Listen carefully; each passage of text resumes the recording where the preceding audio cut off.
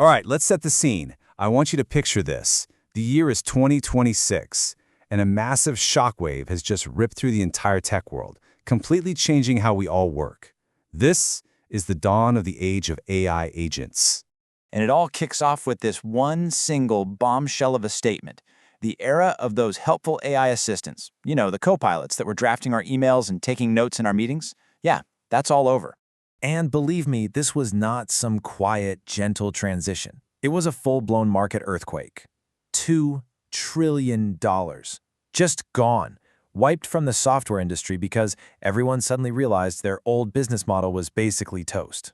So the big question is, how on earth did we get here?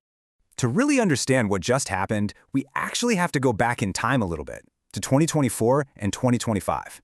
Now, this was supposed to be the golden age of the Copilot, but it had this hidden, critical flaw, what we now call the Copilot plateau. Here's the weird part. The AI itself, it wasn't the problem at all. In fact, copilots were amazing at suggesting what to do. But here's the catch.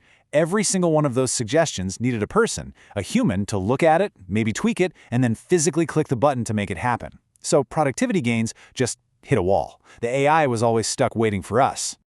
And that's exactly where this next wave crashes in. And listen, this isn't just some Copilot 2.0. No. This is a fundamentally different beast. This is the AI agent. I love how the source material breaks this down. A Copilot? Think of it like a really smart intern, super helpful for a specific task. But an agent is like a senior-level employee that you can hand an entire project to. You just give it the goal, and it figures out how to get there all by itself.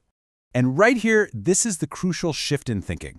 A Copilot responds to what you ask it, one little prompt at a time. An agent, on the other hand, acts on an objective. You give it a mission, and it keeps that mission in its memory working on its own until the job is done.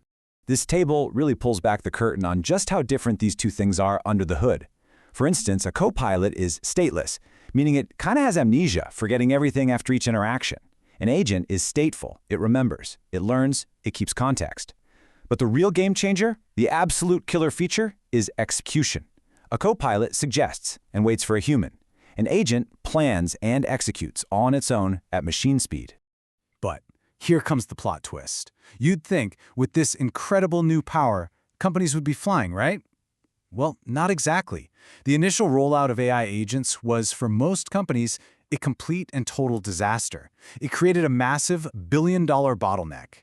Which leads us to the central mystery of this whole story. With a technology this powerful, why did pretty much everyone, 9 out of 10 companies, fail so spectacularly to get it working at scale? I mean, the numbers here are just brutal. For every 10 companies that tried to pilot AI agents back in 2025, only one, just one, actually succeeded. The other 9, projects got canceled, shelved, you name it. And here, we get our first big clue. It turns out more than half of all companies, 57%, they already knew they had a problem. They admitted their data just wasn't ready for AI. They just didn't realize how catastrophic that problem was about to become. And if we dig just a little deeper, the problem comes into sharp focus. A whopping 2/3 of companies pointed their finger at the exact same culprit: data silos. All their critical information was scattered, locked up in 100 different places. An autonomous agent trying to work with that, it's like trying to assemble a puzzle with pieces from 10 different boxes. It's just not going to work. And this all leads us to the single most important takeaway from this entire explainer. The reason these projects failed had nothing to do with how smart the AI was. It was never about the AI. It was about the messy, tangled, ancient infrastructure underneath it all. It was about the plumbing. So what about that one successful company? You know, the 1 in 10 that actually pulled this off? What was their secret? Well, it turns out they were all following a very specific playbook. They understood a critical rule. Before you can unleash an agent, you have to build a foundation for it to stand on. And that playbook is built on 4 absolutely non-negotiable requirements for your data. You can think of these as the 4 pillars for any agent-ready system. Getting these right was the difference between success and failure, period. Okay, so let's quickly run through them.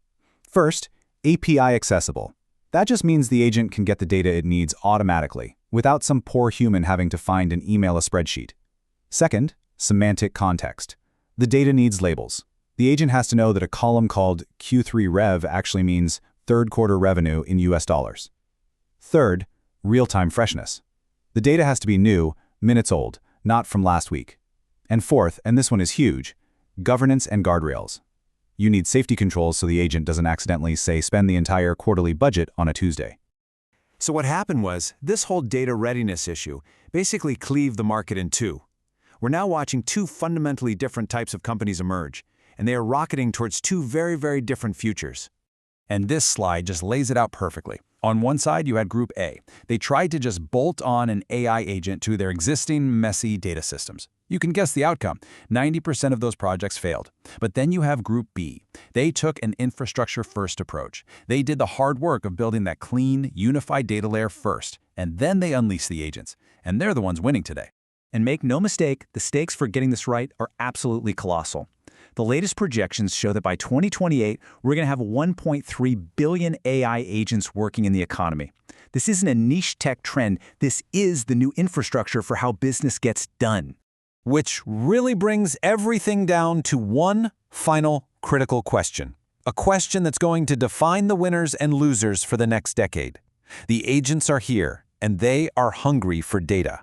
The only question left to ask is, when they show up at your door, will your data be ready to feed them?